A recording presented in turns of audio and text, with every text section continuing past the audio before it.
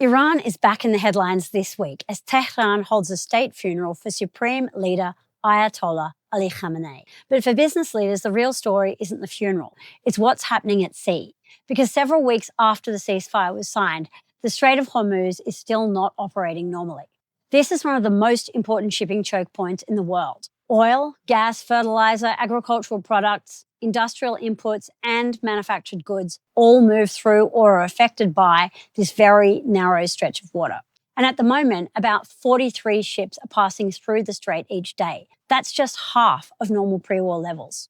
And there are still an estimated 380 vessels waiting or stalled in clusters on both sides of the checkpoint. Saudi Arabia has ramped up crude exports and it's clearing some of its backlog, and agricultural shipping is starting to improve. But LNG and fertiliser shipments, well, they're still largely at a standstill. That matters for global business because the disruption is spreading well beyond energy markets. It's pushing up freight and insurance costs. It's creating food and fertiliser pressure, complicating manufacturing supply chains and forcing companies to tie up more working capital in stock, delays, and contingency planning. There's also a fight over who controls safe passage. Iran is pushing ships through its approved channel, and it's warned that vessels which bypass its routes may not be guaranteed safe passage. Now, at the same time, an alternative route closer to Oman has emerged, and the UK and France are working with Oman to help secure those waters. So shipping companies are now making daily calculations about risk, route insurance, escort delay, and cost. Some tankers are reportedly turning off tracking systems and others are moving under naval escort.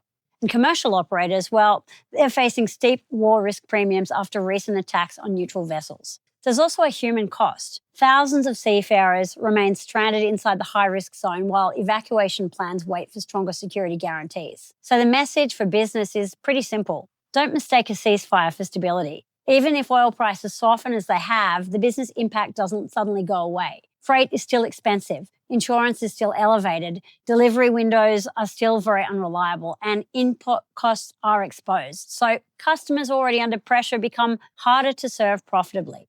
For CEOs, exporters, importers, and manufacturers, this is the moment to check your exposure in the actual supply chain, not just at board paper level. Revisit your freight assumptions, supplier lead times, insurance cover, inventory position, and your margins before you make promises based on normal conditions. Because the war may have paused, but the commercial risk is still moving through the global economy. If you want clear, practical updates on how geopolitics is affecting business, make sure you subscribe to the channel.